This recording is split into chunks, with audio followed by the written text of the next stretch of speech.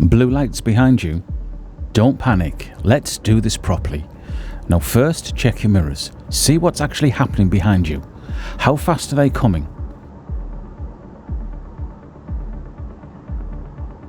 Now we need to think, where can I move to safely?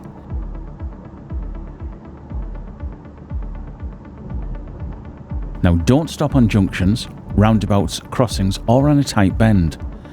If the traffic's slow, just create space. A little left, a little right, let them find their way through. And listen, this is the important part. Do not go through a red light. Do not mount the curb. Do not break the law.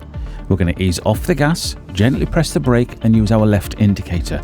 That tells them that we have seen them. No sudden braking, keep it smooth, stay predictable. They will work around you.